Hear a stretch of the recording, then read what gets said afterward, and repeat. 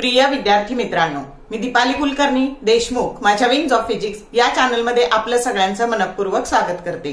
तर आपण नीट या परीक्षेसाठी क्विक रिव्हिजन बघतो आहोत आणि आजचा चॅप्टर आहे आपला न्यूक्लिआय। बघा, अगदी 10 ते 15 मिनिटात हा चॅप्टर कव्हर होतो आणि त्याच्यावरचे प्रश्न कसे विचारले जातात हे पण मी तुम्हाला या भागात सांगणार आहे की जेणेकरून तुमचा फास्ट मध्ये रिव्हिजन होऊन वेळ हा वाचणार आहे। मग आता आपल्याला माहितीये कुठलंही एलिमेंट असेल तर आपण त्या एक्स एलिमेंट कार्बन असेल नायट्रोजन असेल काही पण, तर त्या एलिमेंटला एक्स हे त्या एलिमेंटचं नाव। मग आता बघा, त्याचा ए हा मास नंबर आणि झेड हा ऍटॉमिक नंबर, म्हणजे त्याच्यामध्ये जेवढे प्रोटॉन्स असतात त्या प्रोटॉनच्या संख्येला म्हणायचं। आता हा असा न्यूक्लियस आहे आणि याच्यामध्ये प्रोटॉन प्लस न्यूट्रॉन्स असतात, तर त्यातली जी प्रोटॉनची जी संख्या आहे ना तर त्याला झेड असं म्हणायचं। आणि जर समजा इथे 10 प्रोटॉन्स असतील ना तर इथं सर्क्युलर ऑर्बिट मध्ये पण 10च इलेक्ट्रॉन तिथं फिरत असतात, म्हणजे प्रोटॉनची आणि इलेक्ट्रॉनची संख्या ही सेमच असते आणि त्याला म्हणजे प्रोटॉनच्या संख्येला आपण ऍटॉमिक नंबर असं म्हणतो। आणि याच्यामध्ये प्रोटॉन आणि न्यूट्रॉनची मिळून जी संख्या असते ना त्याला आपण मास नंबर असं म्हणतो। मग तुमचा एक प्रश्न आलेला आहे की जो काही एलिमेंट असेल त्याच्यामध्ये मास नंबर आणि ऍटॉमिक नंबर कसा असू शकतो, तर बघा, तर मास नंबर आणि ऍटॉमिक नंबर हा सेम पण असू शकतो, कारण हायड्रोजन ऍटम जर आपण घेतलं तर त्याच्यामध्ये एकच प्रोटॉन असतो, एकच इलेक्ट्रॉन असतो, न्यूट्रॉनची संख्या 0 असते आणि म्हणून तिथं ऑप्शन येऊ शकतो की मास नंबर आणि ऍटॉमिक नंबर सेम पण असू शकतो कोणाच्या बाबतीत, हायड्रोजनच्या बाबतीत। हे बघा, हे एक्झाम्पल। मग आता आपल्याला प्रश्न येतो आयसोटोप्स, आयसोबार्स आणि आयसोटोन्स वर। तर आता बघा, याचे तुम्ही जर स्ट्रक्चर ऑफ ऍटम आणि न्यूक्लिआय हे स्टेट बोर्डचा जो चॅप्टर आहे ना त्याच्यामधले जर शॉर्ट व्हिडिओ पाहिले ना तर ते आणि नीटचे प्रश्न सेमच आहे। तर तिथं तुमची ते व्हिडिओ पाहिल्यावर तुमचा 1 मिनिटात एक प्रश्न पण होऊन जाणार आहे आणि तुम्हाला प्रश्नांचं स्वरूप कळणार आहे की कशा पद्धतीचे प्रश्न विचारले जातात। ओके, मग आयसोटोप्स मध्ये काय दिसतंय तुम्हाला, तर असे एलिमेंट की बघा हायड्रोजन, ड्यूटेरियम, ट्रिटियम, तर याच्यामध्ये काय सेम आहे तर ऍटॉमिक नंबर सेम आहे, म्हणजे प्रोटॉनची संख्या सेम आहे पण डिफरंट मास नंबर, म्हणजे न्यूट्रॉन्सची संख्या मात्र काय आहे, डिफरंट आहे। अशांना काय म्हणायचं, आयसोटोप्स। कळलं? झेड सेम, ए डिफरंट, त्याला काय म्हणायचं, आयसोटोप्स। आता बघा आयसोबार मध्ये काय बघा, तर इथं तुमचा ट्रिटियम घेतलाय आणि हेलियम घेतलाय पण त्याचा मास नंबर हा 3 आहे। मग इथं सेम मास नंबर आहे, दिसतंय का, ए सेम आणि झेड डिफरंट आहे, म्हणजेच तुमची ही जी संख्या आहे ना ही प्रोटॉन प्लस न्यूट्रॉनची संख्या आहे। ए म्हणजे आलं का लक्षात, ही ए आणि ही ए सेम आहे, म्हणजे प्रोटॉन प्लस न्यूट्रॉनची संख्या सेम आहे पण तुमचा ऍटॉमिक नंबर काय आहे, डिफरंट आहे, त्याला काय म्हणायचं, आयसोबार। समजलं का? म्हणजे इथं होतं झेड सेम, ए डिफरंट, आयसोटोप्स। त्याच्यानंतर आयसोबार, ए सेम, झेड डिफरंट, त्याला म्हणायचं आयसोबार्स। आणि आयसोटोन्स, आता इथे बघा बरं, ए मायनस झेड म्हणजे मास नंबर वजा ऍटॉमिक नंबरची संख्या, 3 वजा 1 हा तुमचा ट्रिटियम आणि हा आहे हेलियम, तर ए मायनस झेड 2, इथं पण ए मायनस झेड 2 आणि म्हणून सेम न्यूट्रॉनची संख्या काय असणार आहे, सेम असणार आहे, त्याला काय म्हणायचं, आयसोटोन्स। समजलं? आयसो मीन्स सेम आणि इथं एन आलेलं आहे बघा, तर इथं सेम न्यूट्रॉन्स। आलं लक्षात?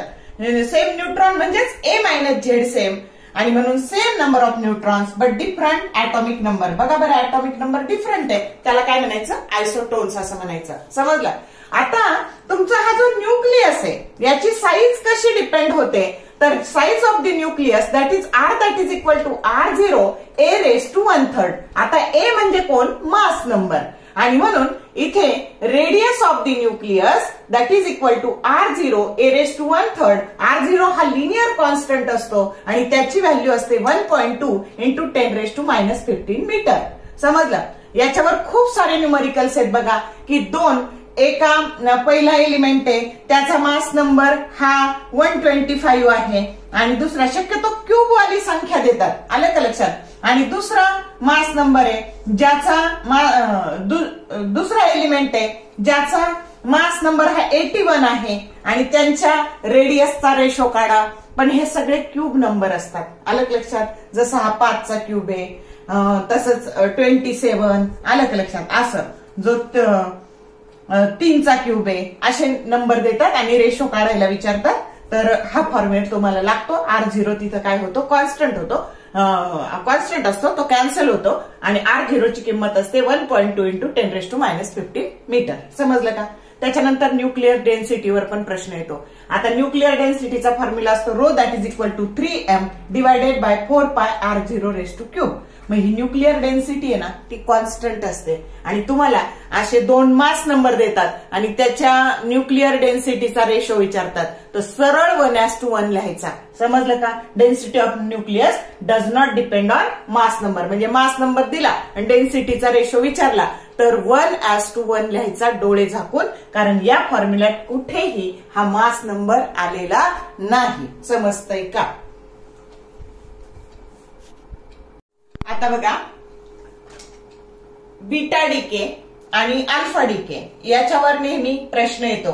तर जेव्हा निगेटिव्ह बीटा डीके एखादा radio active element beta particle emit करतो तर त्यावेळेस काय होतं, तर निगेटिव्ह बीटा डीके मध्ये काय होतं, पॉझिटिव्ह बीटा डीके मध्ये काय होतं, तर जेव्हा न्यूट्रॉनचं प्रोटॉन मध्ये कन्व्हर्जन होतं तेव्हा एक इलेक्ट्रॉन बाहेर पडतो आणि त्याच्याबरोबर एक अँटी न्यूट्रिनो हा पार्टिकल बाहेर पडतो आणि म्हणून रिएक्शन होताना काय बघा, ओरिजिनल एलिमेंट हा एक्स आहे. मग जेव्हा त्या न्यूट्रॉनचं प्रोटॉन मध्ये कन्व्हर्जन होतं वाय, तर त्याचा मास नंबर तसाच राहतो पण त्याचा ऍटॉमिक नंबर हा 1 ने वाढतो, एक इलेक्ट्रॉन बाहेर पडतो आणि अँटी न्यूट्रिनो बाहेर पडतो.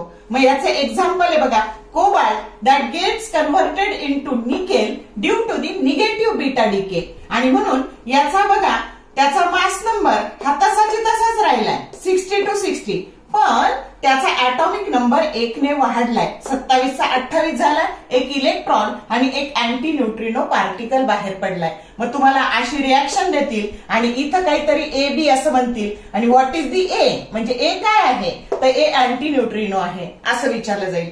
मग आता बघा, पॉझिटिव्ह बीटा डीके कधी असतं, तर प्रोटॉनचं जेव्हा न्यूट्रॉन मध्ये कन्व्हर्जन होतं तर एक पॉझिट्रॉन बाहेर पडतो आणि एक पार्टिकल बाहेर पडतो, त्याला म्हणायचं न्यूट्रिनो आणि म्हणून एक्स हे ओरिजिनल एलिमेंट आहे. मग वाय आता इथे जसा मास नंबर तसाच राहिला आणि त्याचा ऍटॉमिक नंबर इथे 1 ने वाढला तर पॉझिटिव्ह बीटा डीके मध्ये तो 1 ने काय होतो, कमी होतो. बघा, निगेटिव्ह मध्ये वाढतो आणि पॉझिटिव्ह मध्ये तो काय होतो, कमी होतो आणि प्लस एक पॉझिट्रॉन आणि एक न्यूट्रिनो बाहेर पडतो. मग इथं पण तुम्हाला ह्या रिएक्शन मध्ये एक्स देतील किंवा काय तर देतील, पी आहे, तर हे पी म्हणजे काय, तर पी न्यूट्रिनो असतो.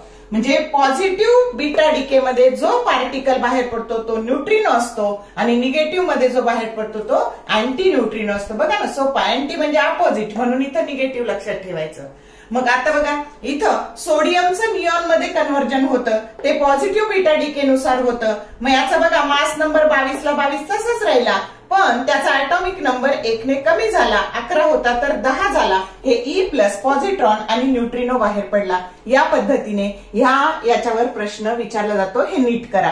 अल्फा डीके, आता जेव्हा एखाद्या रेडिओ ऍक्टिव्ह एलिमेंटचा त्याचा मास नंबर हा दॅट इज ग्रेटर दॅन 210 त्यावेळेस अल्फा डीके होतं, ही पहिली कंडिशन. मग आता बघा, मग अल्फा पार्टिकल काय असतो, तर that is nothing but helium nuclei की ज्याचा मास नंबर 4 आणि ऍटॉमिक नंबर 2 असतो आणि म्हणून मग आता इथं बघा, तर आता बिस्मथचं थॅलियम मध्ये कन्व्हर्जन होतं जेव्हा त्याच्यातून एक अल्फा पार्टिकल बाहेर पडतो. मग याचा मास नंबर 212 होता, तो 4 ने कमी झाला, बघा A-4 तर ते 208 झाला आणि याचा ऍटॉमिक नंबर 83 होता, 2 ने कमी झाला 81 आणि हा alpha particle that is nothing but helium nuclei. बघा, परत याची जर बेरीज केली तर ही बेरीज आणि इकडची बेरीज ही सेमच येते. समजलं का? तर या पद्धतीने आता law of radioactive decay, तर त्याच्यामध्ये NT that is equal to N0 e⁻⁻T, तर हे असतं law of radioactive decay. आणि ऍक्टिव्हिटी जर घ्यायची झाली तर A that is equal to किंवा AT that is equal to A0 e⁻⁻T. तर हे ऍक्टिव्हिटी, आता ऍक्टिव्हिटीचं युनिट असतं बेक्वेरेल आणि त्याचं अजून एक युनिट असतं क्युरी. तर 1 curie that is equal to 3.7 × 10⁻10 becquerel आणि 1 क्युरी म्हणजे काय असतं, किंवा सॉरी 1 बेक्वेरेल म्हणजे काय असतं, तर 1 becquerel that is equal to 1 decay per second. त्यानंतर हाफ लाईफ पिरियड जो असतो त्याचा फॉर्म्युला असतो 0.693 डिवायडेड बाय लॅम्बडा. तर लॅम्बडा हा डीके कॉन्स्टंट आहे. आता ऍव्हरेज लाईफ जे असतं ना, रेडिओ ऍक्टिव्ह एलिमेंटचं ऍव्हरेज लाईफ असतं, sorry average life of nucleus असतं ना, त्याच्यासाठी नोटेशन असतं tau and that is equal to 1 by lambda. हा ऍव्हरेज लाईफ ऑफ न्यूक्लियसचा फॉर्म्युला असतो. मग आता इथं 1 बाय लॅम्बडाची किंमत जर टो टाकली आपण, तर half life that is equal to 0.693 into average life हा झाला फॉर्म्युला. समजतंय का? तर या सगळ्या भागांवर प्रश्न येतात, म्हणून ही थेरी चांगली करून ठेवा. आता इथे अजून एक शॉर्टकट आपल्याला शिकायचा आहे, तर त्याच्यासाठी आपण डिरेक्टली न्यूमरिकल्सच बघू की काय आहे ते. तर न्यूमरिकल असं आहे बघा, दी half life of radio active nuclide is 100 hours. The fraction of the original activity that will remain after 150 hours would be option A 2 divided by 3 root 2, B 1/2, C 1 by 2 root 2 and D 2 by 3. हा नीट 2021 ला आलेला आहे. मग आता हा सोडवताना काय करायचं, तर जेव्हा जेव्हा तुम्हाला असं फ्रॅक्शन विचारला जाईल ना, तेव्हा एक शॉर्टकट वापरायचा. nt by n0 that is equal to 1/2 n, आणि n म्हणजे काय, तर t डिवायडेड बाय t 1/2. मग हा हाफ लाईफ पिरियड आहे आणि किती वेळानंतर ते किती शिल्लक राहील हे विचारलंय, तो वेळ आहे. इथं तुम्हाला t 1/2 काय दिलंय, 100 hour दिलंय, आणि t काय दिलंय, 150 hour दिलंय. म्हणजे मग आता m ची किंमत t बाय 1/2 जी घेतली आपण, तर ती t आहे तुमचं 150 आणि t 1/2 आहे 100 दॅट इज नथिंग बट 3/2. मग ह्या फॉर्म्युल्यात आपण किंमत टाकू nt by n0 that is equal to half raise to 3/2. That is nothing but 1 by 3, 1 raised to 3/2. That is nothing. That is nothing but 1 upon 2 raised to 3/2. आणि मग इथं 3/2 जर केलं तर हा √2 चा स्क्वेअर आहे, 2 म्हणजे मग हे 2 कॅन्सल झाले, आणि √2 चा क्यूब म्हणजे √2 इंटू √2 इंटू √2, मग √2 इंटू √2 2 झाले, आणि हे झालं 2√2 की जो सी ऑप्शन आहे. तर ह्या शॉर्टकटने खूप सारे न्यूमरिकल्स तिथं विचारले जातात. तर या पद्धतीने खूप सारा भाग जो आपण याच्यावर विचारला जातो तो आपण इथं कव्हर केलेला आहे. तर बघा, या पद्धतीने अतिशय कमी वेळात आपण ज्या ज्या भागावर प्रश्न येतात ते न्यूक्लियाय चॅप्टरची क्विक रिव्हिजन आपण केलेली आहे. तर असं 10-15 मिनिटात तुमचा बऱ्यापैकी चॅप्टर कव्हर झालेला आहे. तर जर व्हिडिओ आवडला, लाईक करा, शेअर करा, कमेंट टाकायला कंजूशी करू नका. All the best for your study and upcoming exam from the bottom of my heart, and thank you for watching this whole video. आणि याच्यावरचे जे स्ट्रक्चर ऑफ ऍटम आणि न्यूक्लियायचे जे शॉर्ट व्हिडिओ बनवलेले आहेत ना त्या चॅप्टरचे, ते सगळे बघा, म्हणजे कमी वेळात तुमचा अभ्यास होऊन जाईल. ओके.